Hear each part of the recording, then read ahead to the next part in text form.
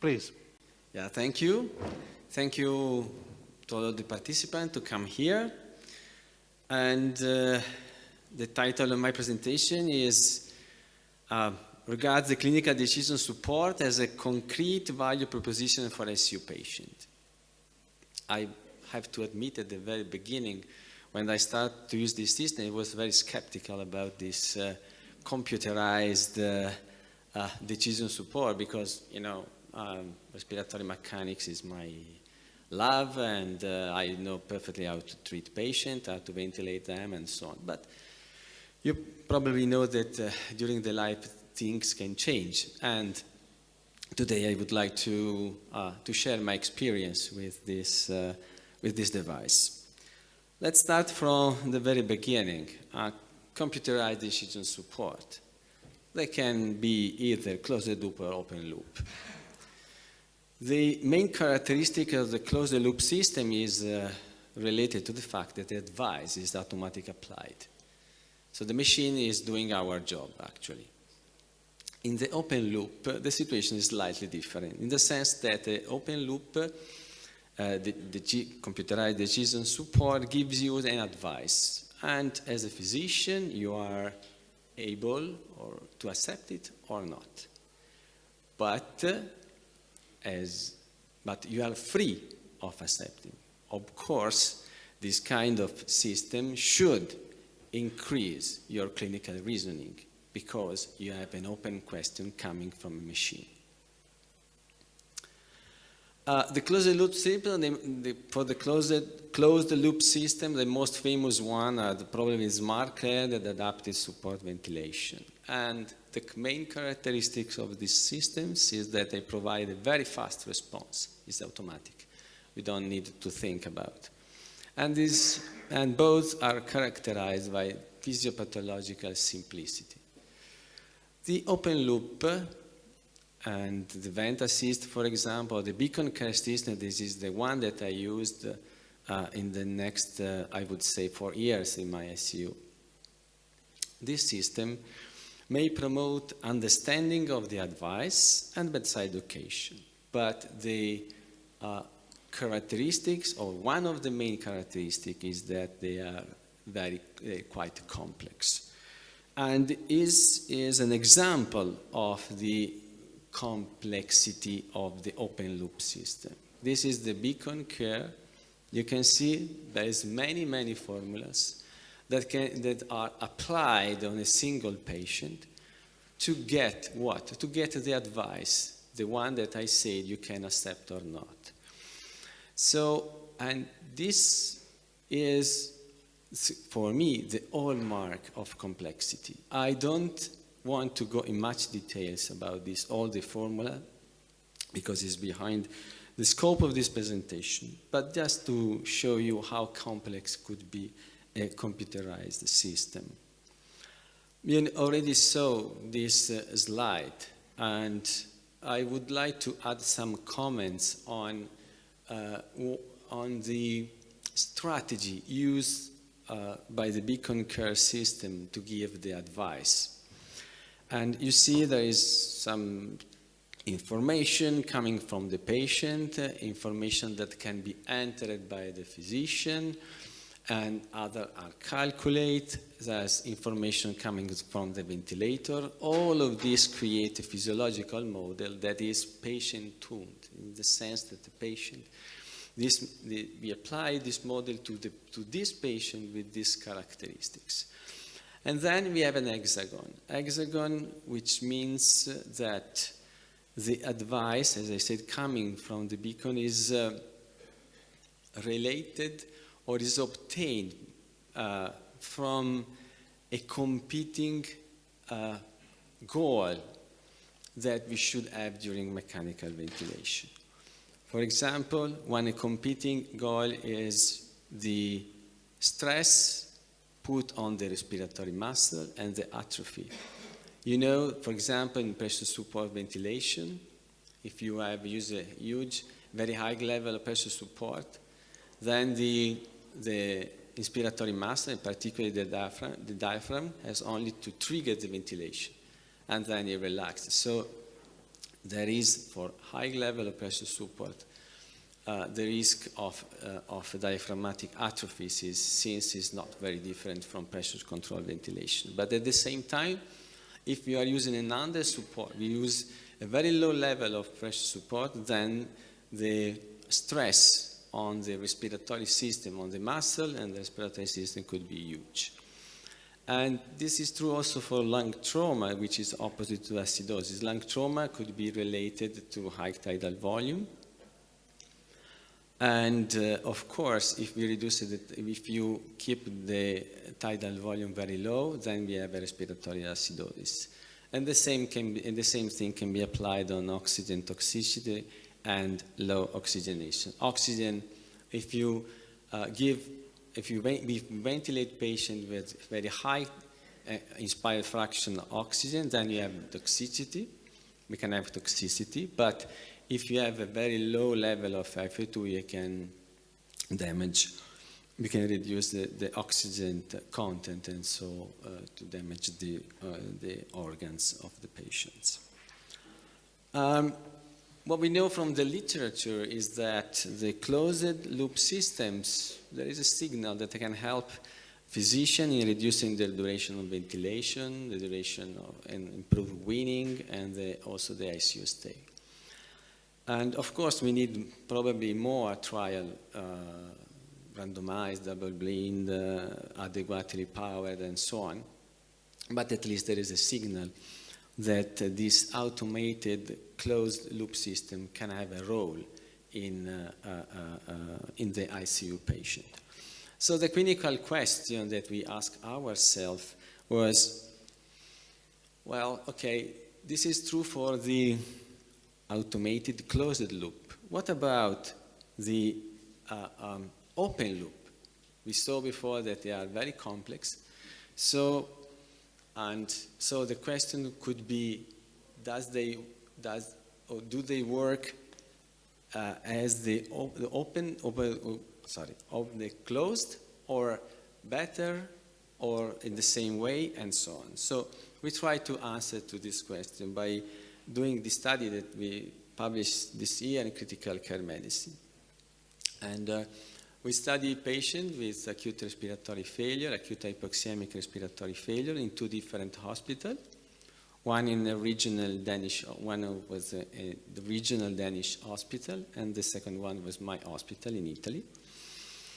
And the methods of the study was very simple. We have a patient in which the treating physician decides the ventilatory strategy, and then we apply the Beacon CareSystem, and we look at the advice coming from the machine. The advice were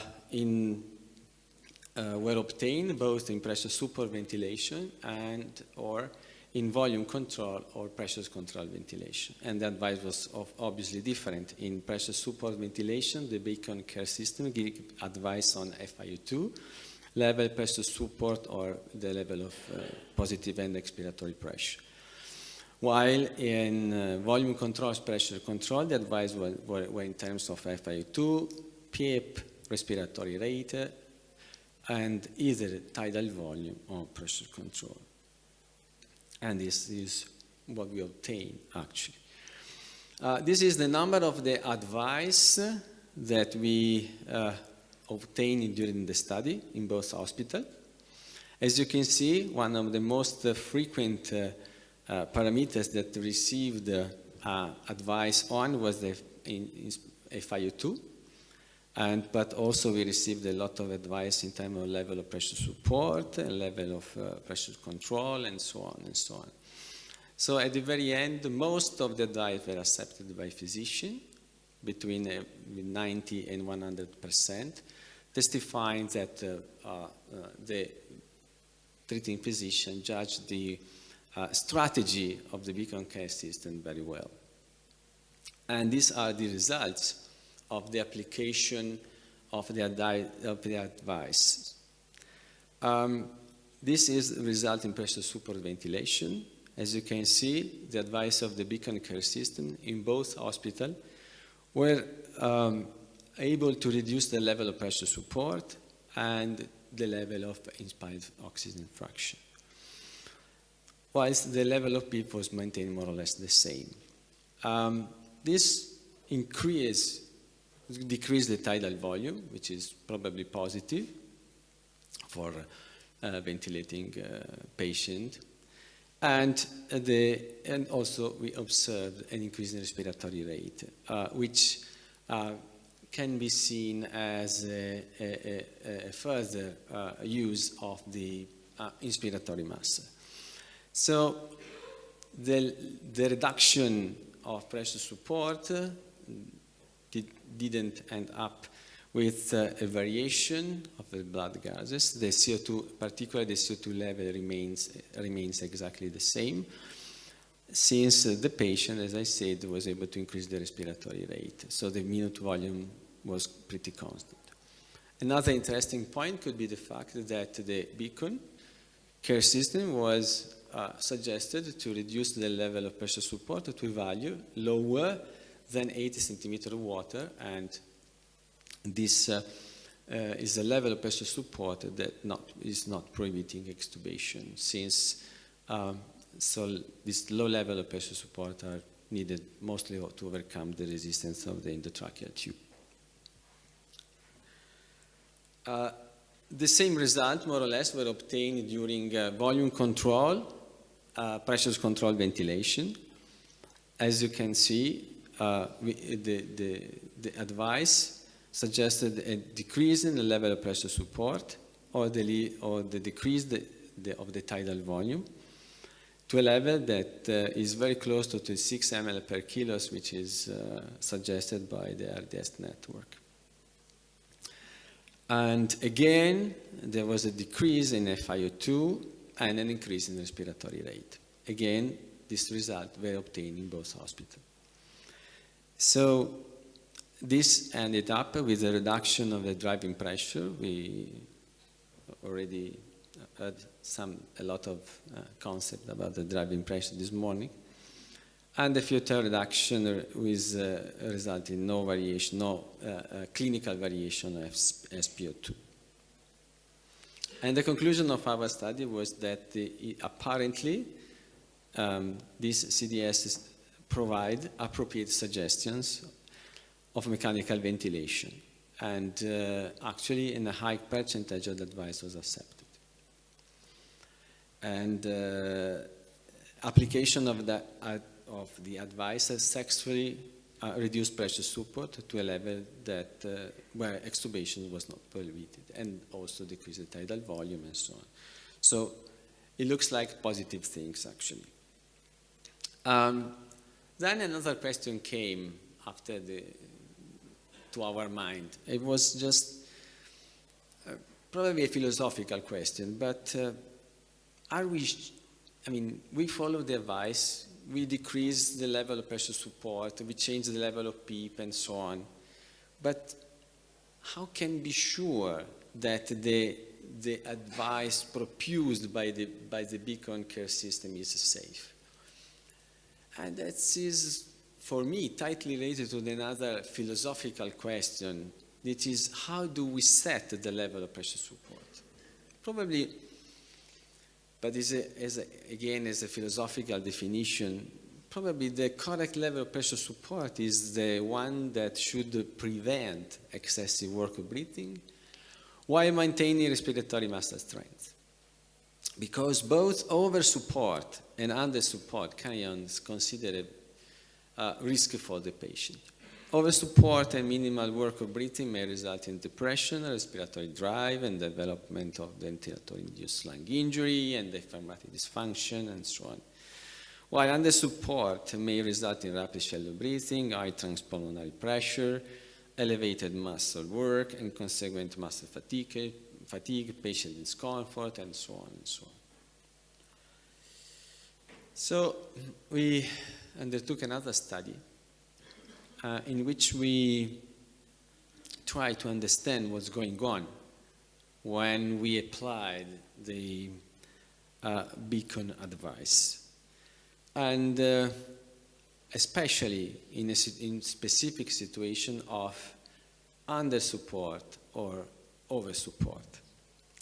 So patient, again, in acute respiratory failure, this time only in our hospital in Italy, were randomized to receive over support, which means that the level of pressure support was higher, was 150% higher than the baseline, and under support in which the level of pressure support was reduced to 50% of the baseline. With the baseline setting, those of the attending physician. Patients were monitoring with the Beacon system and the esophageal pressure because if you want to analyze the pressure developed by the inspiratory muscle, of course, and the derivative index, you need an esophageal pressure. And the SDS advice was followed from baseline and from the situation of over and under support. And this is an example of a patient. You see on my left the Beacon best setting, which means that the patient were ventilated with the pressure support of 10 centimeters of water, FiO2 of 37. There was no advice coming from machine, which means that according to Beacon and the treating physician, this was the best way of ventilating this patient. Then we decided to increase the level pressure support to 15 centimeters of water. And what happened? It happens that we have a kind of the blue line was very close to the part of hexagon that regards the lung trauma. So why? Because the increased level of pressure support increased the tidal volume, and that could be, as we know, dangerous for the lung. What was the advice coming from the machine? Well, the advice coming from the machine was just to reduce the level of pressure support. Just try to avoid lung trauma. Opposite situation, under support, the hexagon is yellow, which means there is some trouble, is a color code, some trouble, and the trouble, as you can see here, is in the stress put on the inspiratory muscle. And what is the answer of the Beacon was just to increase the level of pressure support. And these are the result that we obtain in all patients during baseline condition, over support, and under support. We start with the pressure support level of 8 centimeters of water, and the tension time index of the inspiratory muscle at this level of pressure support was 0.09. I don't know if you are familiar with the tension time index, but just to summarize, is the only index that is correlated to the oxygen consumption of the inspiratory muscle.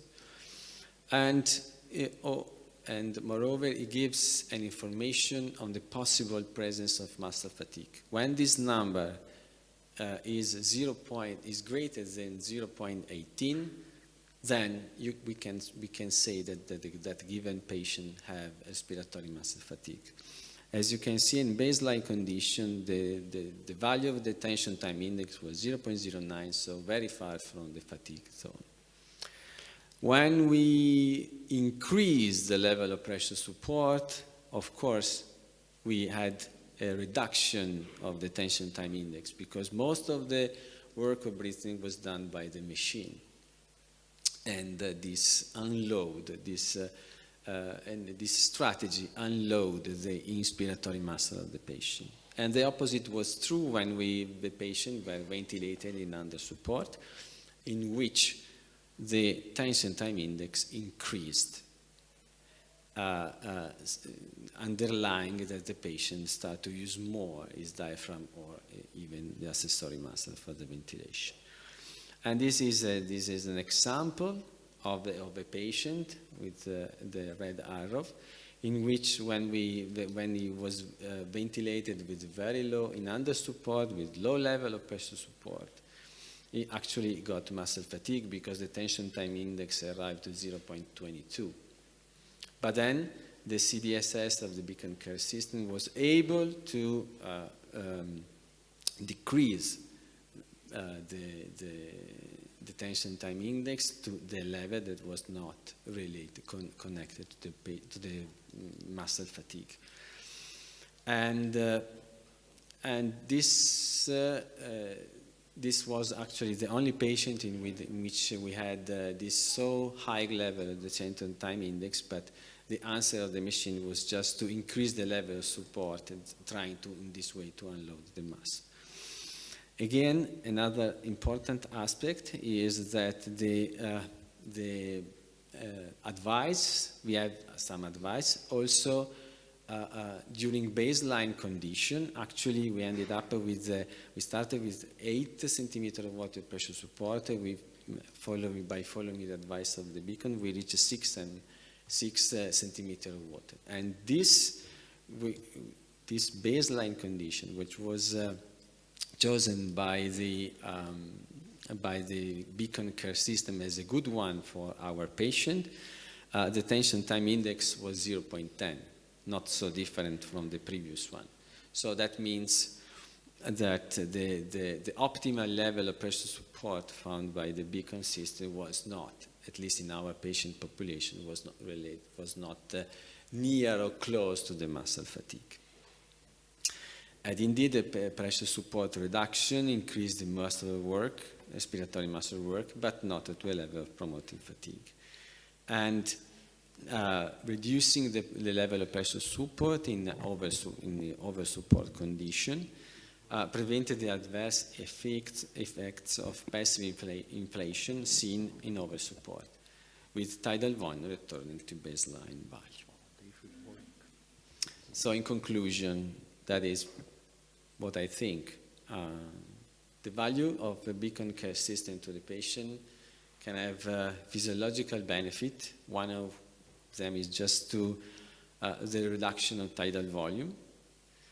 And we know that in 1/3 of the ICU that participated to the lung safe study, this was not achieved, in the sense that sometimes high tidal volume exceeding 8 ml per kilo remain a reality. Then what we obtained was a reduction of FiO2, which is probably important because oxygen toxicity and mortality correlated to the oxygen toxicity. And then the reduction of pressure support was a way of thinking to the weaning of the patient, but was a way of thinking in terms of performance of the inspiratory muscle, and also to a way of protecting the respiratory muscle. For the clinical team, well, we can say that probably the value could be the empowerment of the nurse or junior physician to make decisions during the night. The care system, the Beacon CareSystem is close to the patient bed, and you can see the change on 24 hours per day. So especially in a busy ICU could be helpful. Another value is the immediate visualization of patient stare and appropriateness of current ventilator management for color-coded hexagons. The continuous indirect calorimetry can give information, relevant clinical information. And also it can monitoring. It's not only helping to set correctly the ventilator, but can also give you information about the parameters that are not easy to calculate, like dead space, shunt fraction, low VQ, high VQ, and so on. That is, for me, quite interesting to see at the bedside. And that system can provide a systemic provision of standard but individualized care, because these models are tuned on the patient. And since the the system is going to simulate what is the advice, what is the effect of the advice if the physician decide to apply it, I guess could be a really important education and training tool at the bedside through the model of simulation. And that was my last slide. I thank you for your attention, and I'm